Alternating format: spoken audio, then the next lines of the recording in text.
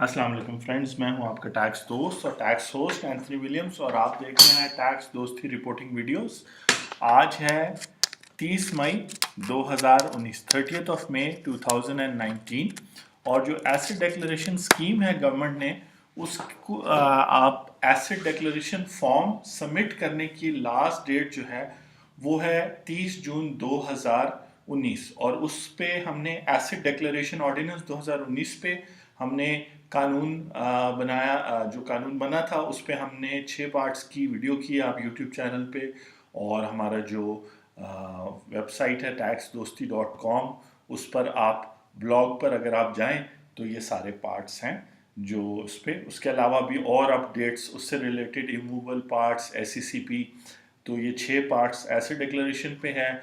फिर कुछ और इन्फॉर्मेशन, फिर SECP और चीज़ें भी हम इस पे लगाए जा रहे हैं। और ये जो ब्लॉग है ये उन लोगों के लिए है, ये जो पेज है बेसिकली ये टैक्स पेयर्स के लिए या नॉन टेक्निकल लोगों के लिए, इसीलिए हम यूट्यूब चैनल को भी प्रमोट करते हैं। फिर फेसबुक है, व्हाट्सएप पर आप वॉइस मैसेज हमने टेक्स्ट मैसेजेस भेज सकते हैं, और ब्लॉग के ऊपर और इन्फॉर्मेशन भी यहाँ जो मौजूद है वो नॉन टेक्निकल लोगों के लिए है।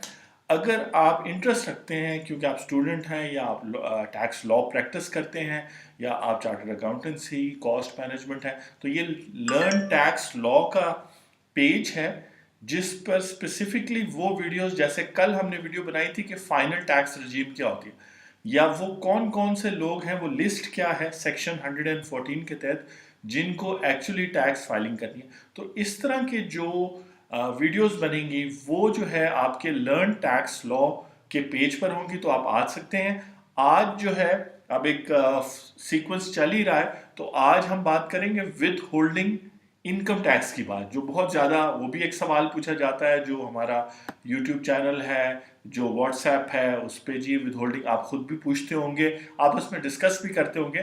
तो आज एक आर्टिकल आया है कि मेहताब हैदर रेगुलर लिखते हैं इंटरनेशनल द न्यूज़ के लिए उनकी वेबसाइट पे कि FBR 25 विद होल्डिंग टैक्सेस को अबॉलिश यानी ख़त्म करने का इरादा रखता है, और टोटल 50 विद होल्डिंग टैक्सेस हैं इनकम टैक्स लॉ में, उसमें से 25 यानी 50% वो रिड्यूस करना चाह रहा है। तो इस आर्टिकल के तहत जैसे हमने इसमें लर्न टैक्स लॉ में एक और आर्टिकल था उसके अंदर हमने जो है जो एक्सप्रेस ट्रिब्यून में आया था उसको डिस्कस करते हुए स्पेसिफिकली हर एक सेक्शन जहां पर आपसे जो टैक्स डिडक्ट हो जाए तो उस डिडक्शन के बाद आपको मजीद टैक्स नहीं देना पड़ता, और वही आपकी फुल फाइनल टैक्स रिजीम या प्रिजेम्पटिव टैक्स या फुल एंड फाइनल टैक्स होता है, आपको अपनी सेल्स पे या ग्रॉस अमाउंट पर पे कर दे।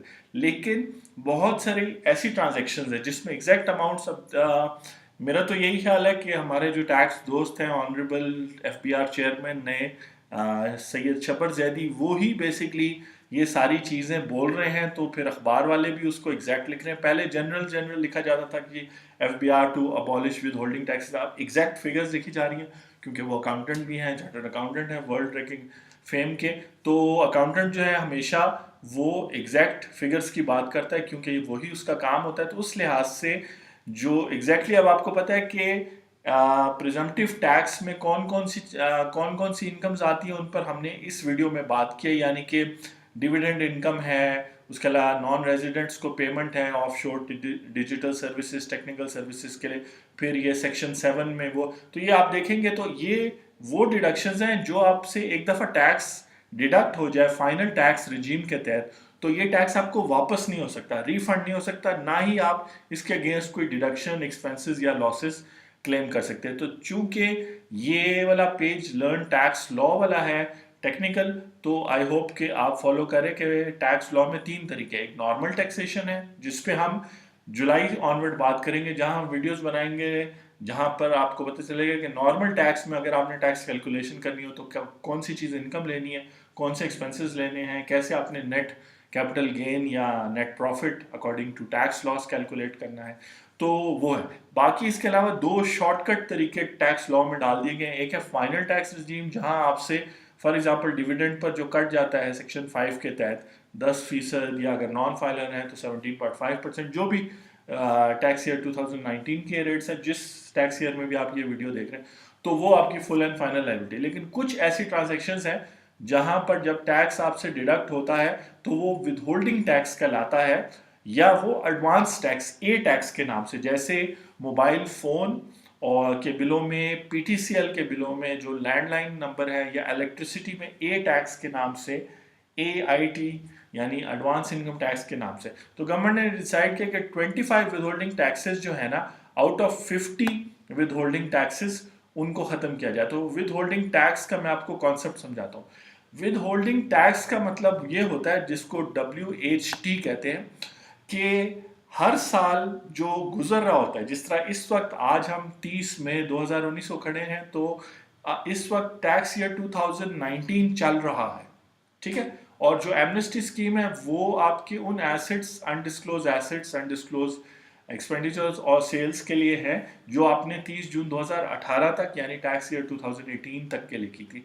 तो जौन सा टैक्स ईयर चल रहा हो वो जब 30 जून को आके खत्म होता है, जैसे अभी ये टैक्स ईयर 30 जून 2019 को खत्म होगा और 1 जुलाई 2019 से जो है ना नया टैक्स ईयर स्टार्ट हो जाएगा, जिसको हम टैक्स ईयर 2020 कहेंगे। तो टैक्स जो है, नॉर्मल टैक्सेशन, एक है नॉर्मल टैक्सेशन, एक है FTR, और अब ये आप देख रहे हैं आज की वीडियो विद होल्डिंग। और टैक्स चार्ज करने का तीसरा तरीका होता है मिनिमम टैक्स। तो WHT यानी विद होल्डिंग टैक्स का मतलब ये हुआ कि वो टैक्स जो आपसे उसी टैक्स ईयर में आपसे डिडक्ट हो जाए, या तो इनकम पे या जो है ना एक्सपेंडिचर्स पे भी। जैसे फॉर एग्जांपल इलेक्ट्रिसिटी बिल आपकी इनकम नहीं है, चाहे आप बिजनेस कर रहे हैं, सैलरीड इंडिविजुअल, लेकिन वो एक ऐसा एक्सपेंस है जिसकी वजह से डॉक्यूमेंटेशन भी होती है। और वो लोग जो वैसे इनकम टैक्स पे नहीं करते, में भी शायद शॉपकीपर्स या जिन तक FBR नहीं पहुंच सक रही, तो पिछले सालों में विद होल्डिंग का 1990 से या उससे पहले से ट्रेंड शुरू हुआ, और इस तरह करते करते करते बहुत ज़्यादा ये हो गया। तो बहुत ज़्यादा 50 विद होल्डिंग टैक्सेस हो गए। तो टैक्स नॉर्मली साल के बाद पे करते हैं, यानी सैलरी आपने कमाई, आपसे जो साल के दौरान आपकी सैलरी पे डिडक्ट हुआ वो विद होल्डिंग इनकम टैक्स है। और जब जून 2019 खत्म होगा तो फिर अगस्त में आपने, अगस्त 2019 में टैक्स रिटर्न फाइल करनी है। और उस टाइम अगर आपसे विद होल्डिंग कम हुई हो सैलरी पे या किसी और ट्रांजेक्शन पे, तो आप जो उस वक्त टैक्स पे करेंगे वो आपका नॉर्मल टैक्स होगा। और वो टैक्स पे करने का ओरिजिनली तरीका भी ये था कि सारा साल आप इनकम कमाते थे, 1 जुलाई से शुरू हो जाते थे। इस केस में 1 जुलाई 2019 से 18 से शुरू हो गए, आप इनकम कमाते रहे डिफरेंट हेड्स के तहत, salary, business, capital gain. I hope के प्रीवियस वीडियोस आप देख चुके हैं तो आपको आइडिया है कि ये सारे हेड्स ऑफ इनकम क्या है। ये आपने कमाया 30 जून 2019 तक, आपने उसका रिकॉर्ड बनाया, और फिर अगस्त में अगर सैलरीड है और अगर बिजनेस या अदर हैं तो सितंबर में आपने अपनी टैक्स रिटर्न फाइल की, जब आपने पूरी अपनी इनकम डाली कि जी मेरी इनकम जो है वो 5 लाख रुपए या से 8 लाख रुपए आजकल के टैक्स रेट्स के हिसाब से। आप इस टैक्स ईयर 2019 में जो टैक्स रेट है वो ये है कि अगर आप 8 लाख रुपए अपनी इनकम डिक्लेयर करते हैं एज ए सैलरीड पर्सन, और अज्यूम करें आपसे सैलरी पे डिडक्शन नहीं हुई, तो आपको अपनी टैक्स रिटर्न के साथ अगस्त 2019 में 200 रुपए एज टैक्स या तो जमा करवाना पड़ेगा कैश की सूरत में नेशनल बैंक में, या फिर आप कहेंगे कि देखें मेरे मोबाइल वगैरह पे विद होल्ड हुआ है, लेकिन चूंकि सैलरी पे डिडक्शन होती है तो वह। तो कहने का मतलब है कि विद होल्डिंग टैक्स वो एडवांस टैक्स है जो आपसे उसी साल उसी टैक्स ईयर में डिडक्ट हो जाता है, और फिर आप उसको क्लेम कर सकते हैं जब अगस्त, सितंबर या दिसंबर में आप अपनी टैक्स रिटर्न फाइल कर रहे हैं। तो ये विद होल्डिंग टैक्सेस, ये 50 हो गए। इसमें से ऐसे हैं जैसे सेक्शन, अगर आप मशीनरी जो है ना किराए पे देते हैं तो उस पर आपसे एडवांस टैक्स डिडक्ट होगा जब आपको पेमेंट मिलेगी, उस पर अभी तक FBR कोई टैक्स कलेक्ट नहीं कर सकी इस साल। इसी तरह जो मिनरल एक्सट्रैक्शन है उस तरह की पर्सन से भी वो नहीं कर सकी, या सिर्फ 1.3 यानी कि 12 लाख उन्होंने विद होल्डिंग टैक्स कलेक्ट किया। पाकिस्तान मर्केंटाइल एक्सचेंज जहाँ पे कमोडिटीज जैसे गोल्ड, ऑयल वगैरह की ट्रेडिंग होती है, वहाँ से भी वो सिर्फ जो है 2,40,000 वो कर सके हैं। इसी तरह जो फॉरेन प्रोड्यूस टीवी प्लेज है जो पाकिस्तान में आते हैं, उन पर भी टैक्स वो कलेक्ट बहुत कम कर चुके हैं या नियर टू जीरो है। तो इस तरह की विद होल्डिंग टैक्सेस को ख़त्म किया जाएगा। और ऐसे विद होल्डिंग टैक्सेस हैं 7 से लेके 10 ऐसे विद होल्डिंग टैक्सेस हैं जो साल के दौरान आपकी इनकम या एक्सपेंसेस पर डिडक्ट हो जाते हैं, गवर्नमेंट के पास चल जाते हैं, आप उनको बाद में क्लेम कर सकते हैं, लेकिन क्लेम करने के लिए टैक्स रिटर्न फाइल करना जरूरी है। इस तरह के जो 7 से 10 विद होल्डिंग टैक्सेस हैं, जिनकी एग्जांपल अभी हम देखेंगे, उनसे गवर्नमेंट को 800 बिलियन, याद रखें कि गवर्नमेंट ने 3600 बिलियन 4000 बिलियन जो है ना पिछले साल कलेक्ट किया टैक्सेस में, उसमें से विद होल्डिंग टैक्सेस इस साल 800 बिलियन वो एक्सक्यूज मी कलेक्ट कर चुके हैं, 800 बिलियन की विद होल्डिंग। तो वो जो बाकी है वो कम करेंगे, उससे ये होगा कि बिजनेसेस को पेपर वर्क नहीं करना पड़ेगा, तो ईज ऑफ डूइंग बिजनेस और आसान हो जाएगी। और गवर्नमेंट जो है वो जो मेजर रेवेन्यू जिन विद होल्डिंग टैक्सेस से आते हैं उनको कंटिन्यू करेगी। वो कौन कौन से? तो अगर आप एनालिसिस करें एफबीआर का, तो जो इंपोर्ट्स हैं, अब ये इंटरेस्टिंग बात है, तो अगर आपने प्रीवियस वीडियो इसी पेज पे लर्न या आप यूट्यूब पे देख रहे हैं तो कल की वीडियो, और अगर आप taxdosti.com पेज पे देख रहे हैं तो लर्न इनकम टैक्स में प्रीवियस वीडियो लगी है, what is FTR final tax. तो अगर आप इंपोर्ट कर रहे हैं तो आपसे 6% टैक्स विद होल्ड भी हो जाएगा और वो एफटीआर में फॉल करेगा। यानी आपका टैक्स का तरीका ये नहीं होगा कि आप इंपोर्टेड आइटम की कॉस्ट लेंगे और फिर जितने पे सेल किया उसमें से माइनस करके प्रॉफिट्स पे टैक्स नहीं पे करेंगे, बल्कि जो इंपोर्टेड कॉस्ट है उस पर आपसे विद होल्डिंग भी होगी, विद होल्डिंग का नाम उसको दिया है, और उसमें आपकी टैक्स एक्सक्यूज मी टैक्स जो लाइबिलिटी डिटरमिन होगी एफटीआर के तहत, ना कि नॉर्मल टैक्स के तहत। तो कुछ ऐसी विद होल्डिंग्स हैं जो इसकी वजह से आप एफटीआर में फॉल कर जाते हैं। और देन अगेन इंपोर्टर्स को कभी नॉर्मल टैक्सेशन का ऑप्शन दे दिया जाता है, कभी एफटीआर का ऑप्शन दे दिया जाता है, लेकिन उनकी विद होल्डिंग होती है जरूर। तो सेक्शन 148 हमने वहां डिस्कस किया था। तो ये है इंपोर्ट्स एक्सक्यूज मी कॉल्स तो ऑब्वियसली हैं, आ रही हैं कि एसेट डिक्लेरेशन और बहुत सारी चीजें हैं। तो अगर कॉल आपकी अटेंड ना हो तो काइंडली इसको माइंड ना करें, कॉल बैक कर लें 1 घंटे के फासले से एक्सक्यूज मी, बहुत ज्यादा बात करने से जारी बात है, खांसी का भी इशू है। तो जो है कॉल अगर आपकी अटेंड ना हो और आपको मैसेज भी ना आए मेरी तरफ से इस नंबर पे, तो आप काइंडली 1 घंटे के फासले से कॉल कर लें, वॉइस मैसेज छोड़ दें व्हाट्सएप के ऊपर, अपना डॉक्यूमेंट शेयर कर लें, ताकि अब जब आपसे कन्वर्सेशन फाइनली हो उसी दिन, अगले दिन, कभी कभार 2-3 दिन के बाद हो पाती है, तो कोशिश होती है कि सब लोगों को एक्सटेंडेड टाइम दिया जाए। वीडियो भी बनाना ज़रूरी है, आपकी कॉल्स भी ज़रूरी है, फिर केसेस भी ज़रूरी हैं, और उनको एंड तक पहुंचाना और आपको खुश देखना जो है ना टैक्स दोस्ती का मेन मकसद है। तो बात हो रही है कि आप देख रहे हैं टैक्स दोस्ती रिपोर्टिंग वीडियोस, और with holding taxes, with holding होती है डिफरेंट जगहों पे, फिर कुछ विद होल्डिंग जैसे इंपोर्ट्स पे होती है तो वो फाइनल टैक्स में फॉल कर जाते हैं किसी टैक्स ईयर में उनको नॉर्मल टैक्सेशन का बेनिफिट दे दिया जाता है। सैलरी पे भी विद होल्डिंग टैक्सेस होते हैं। इसका मतलब है कि जिस साल के अंदर आप सैलरी ले रहे हैं उसी साल आपसे टैक्स विद होल्ड हो रहा है। असूलन तो बाद में होना चाहिए था, लेकिन उसी बात हो रहा है। तो सैलरी पे जो विद होल्डिंग टैक्स होती है वो फाइनल टैक्सेशन पे नहीं फॉल करती, बल्कि वो नॉर्मल टैक्सेशन में फॉल करती है। और सैलरीड पर्सन की टैक्सेशन इस तरह कि अपनी ग्रॉस सैलरी पर टैक्स पे करता है, और उससे जो विद होल्ड हो जाता है वो फिर उसके अगेंस्ट एडजस्ट करता है। और ये सब कुछ कहाँ पे होता है? आपकी इनकम टैक्स रिटर्न में होता है। तो काइंडली अपनी इनकम टैक्स रिटर्न फाइल करें।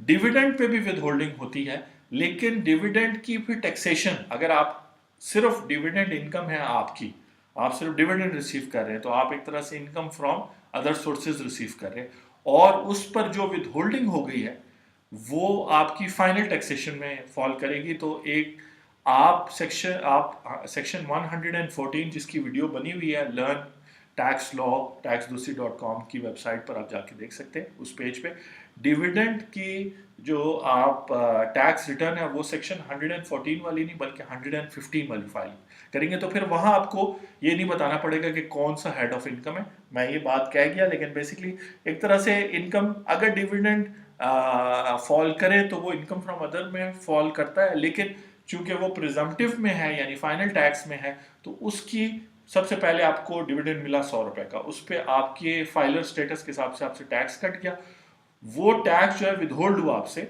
लेकिन जब आप टैक्स फाइलिंग करेंगे तो ना तो आप उसको एडजस्टेबल टैक्स सैलरी की तरह क्लेम बैक कर सकेंगे, आप सिर्फ सेक्शन 115 में ग्रॉस 100 रुपए अपनी डिविडेंड इनकम साल की और उस पर जितना टैक्स कटा है वो शो करेंगे, तो आपकी फाइलिंग लाइबिलिटी, टैक्स लाइबिलिटी दोनों पूरी हो जाएंगी। और यही करना, आपने सिर्फ दो काम करने हैं। एनुअल टैक्स रिटर्न फाइल करने से अपनी टैक्स लाइबिलिटी खत्म करनी है जो ज्यादातर आपसे डिडक्ट हो जाती है, और जो है आपने दूसरा अपनी टैक्स फाइलिंग की लाइबिलिटी खत्म करनी है। तो डिविडेंड पे विद होल्डिंग होती है, लेकिन वो एफटीआर में फॉल करता है। Dividend payment to non resident मुख्तलिफ किस्म की पेमेंट्स हैं जो आप करते हैं, तो उसमें कुछ जो हैं सारों पे विद होल्डिंग होती है, क्योंकि एफबीआर उनके पीछे फिर नहीं जा सकता। तो उसी साल, जिस साल शिपिंग से, एयरप्लेन से, फॉरेन डिजिटल सर्विसेज से, जिस तरह भी नॉन रेजिडेंट का मतलब होता है वो जो पाकिस्तान में 183 डेज से कम पाकिस्तान में रहा हो, या तो उसका बिल्कुल ही बिजनेस और कोई नाम या ब्रांड या ना हो, या वो फिजिकली एज ए इंडिविजुअल यहाँ पे 183 डेज के लिए ना रहो, तो वो नॉन रेजिडेंट। जब आप उसको पेमेंट करेंगे तो उस पर विद होल्डिंग भी करनी है। उसकी टैक्सेशन कैसी होगी फिर, अगर उसकी, चूंकि ये जो इनकम यहाँ पाकिस्तान में कमाई है वो पाकिस्तान सोर्स इनकम, तो सेक्शन 115 के तहत वो इनकम टैक्स रिटर्न 115 की फाइल करेगा। तो आप देख रहे हैं इस तरह से यहाँ सारे कॉन्सेप्ट्स चार्जेबिलिटी से टैक्स फाइलिंग तक सब कुछ कवर कर रहे हैं। तो आई होप कि ये आपके लिए यूजफुल है, आपकी स्टडीज़ के लिए, आपकी प्रैक्टिस के लिए, आपके ओवरऑल कंसेप्चुअल टैक्स की उसके लिए, क्योंकि जितनी अच्छी आपकी टैक्स की अंडरस्टैंडिंग होगी उतना अच्छा आप कस्टमर को सर्विस कर सकेंगे। इसी तरह income from business, income from property, जो एक इनकम हेड भी है, वो उसकी टैक्सेशन जो है वो भी एफटीआर के तहत आती है, लेकिन उस पर विद होल्डिंग होती है। एक फिक्स परसेंटेज है 2 लाख से 6 लाख तक या 8 लाख तक, वो आप अपने साल का देख लें कि क्या टेबल बनता है। विद होल्डिंग होगा, आपको प्रॉपर रेंटल मिलेगा, रेंटल में से आपका जो टेनेंट है वो डिडक्शन करेगा, डिडक्शन करने के बाद वो बैंक में जमा कराएगा, वो फिर आप क्लेम बैक एडजस्टेबल नहीं होगा उस पर। और ये भी हर साल इसकी टैक्सेशन चार्जेबिलिटी कभी एफटीआर में फॉल करता है, कभी नॉर्मल टैक्सेशन, लेकिन विद होल्डिंग इस पे होती है। ये वो 5 से 7 एरियाज हैं जिनसे एफपीआर मैक्सिमम जो है ना टैक्स कलेक्ट कर पा रहा है, 800 बिलियन कलेक्ट कर पा रहा है। तो उसके अगेंस्ट इसका कोई खास खर्चा नहीं हो रहा, क्योंकि ज़्यादातर ये अकाउंटिंग जो है वो प्राइवेट बिजनेसेस और इंडिविजुअल्स और बैंक्स और गवर्नमेंट डिपार्टमेंट्स कर रहे हैं, अदर देन एफबीआर। तो एफबीआर की कॉस्ट में इजाफा नहीं हो रहा, लेकिन उसके रेवेन्यू में इजाफा हो रहा है। तो इस तरह ये विद होल्डिंग की लॉजिक है, इसलिए इंट्रोड्यूस होता है। कैश विड्रॉल हम सब समझते हैं, जो फाइलर के लिए फिलहाल ख़त्म कर दिया 30 जून 2019 के लिए, कि अगर 50,000 से ज़्यादा भी आप विड्रॉ करते हैं एक दिन में तो आपसे टैक्स डिडक्ट नहीं होगा। अगर आप फाइलर, अगर आप नॉन फाइलर तो फिर तो 25,000 से ज़्यादा अगर आप डिडक्ट करेंगे तो है। देन अगेन ये 30 जून 2019 तक है। आप अगर उसके बाद देख रहे हैं तो कोई नए रूल्स, कोई नया तरीक़ेकार, कोई नए रेट्स होंगे, सारी चीज़ें चेक करने की ज़रूरत है। कैश विड्रॉल पे विद होल्डिंग होती है, लेकिन जो जिससे भी होती है वो शख्स जो है इसको फिर क्लेम कर सकता है। तो अगर ऐसा कोई शख्स जो इंपोर्ट करता है, उसकी इंपोर्ट की कॉस्ट तो उसकी इनकम के तौर पे फाइनल टैक्स उस पर बन के चल जाएगा, लेकिन फिर वो कैश विड्रॉल भी करता है, तो कैश विड्रॉल वाला अपनी 115 की इनकम टैक्स रिटर्न में फिर एज ए एडजस्टेबल टैक्स या with holding tax claim back कर सकते हैं एज अ रिफंड। अगर ज़्यादा अमाउंट है, कम अमाउंट है, जो भी है वो सेक्शन 170 के तहत रिफंड क्लेम कर सकता है। और इसी तरह बैंक से, और इसी तरह इमूवेबल प्रॉपर्टी पे 3-4 सेक्शंस हैं, बायर के लिए भी 1-2 हैं और सेलर के लिए भी। तो इन 7-10 विद होल्डिंग से गवर्नमेंट ने बहुत कुछ कलेक्ट किया। आगे फैक्ट्स फिगर दिए मैं जो है ना अब डिटेल में नहीं जाऊंगा, कुछ शायद गले की वजह से। 200 बिलियन जो है वो मुख्तलिफ जो है ना कोई सैलरी से किया है, कोई प्रॉपर्टी से किया है, डिविडेंड इनकम से 47 बिलियन किया और पिछले सालों की कंपैरिजन दिया। तो ये सब कुछ है। पेट्रोलियम प्रोडक्ट्स पे 7 बिलियन किया एक्सक्यूज मी। तो ये अच्छी बात है कि गवर्नमेंट अननेसेसरी विद होल्डिंग खत्म कर रहे हैं। हमारे टैक्स दोस्त honourable Shabbar Zaidi, new chairman FBR, वो ये सारे अच्छे काम कर रहे हैं। मेहताब हैदर भी हमारे टैक्स दोस्त हैं, रेगुलरली लिखते हैं टैक्स के बारे में। इंशाल्लाह इनसे फेस टू फेस भी मुलाकात करेंगे।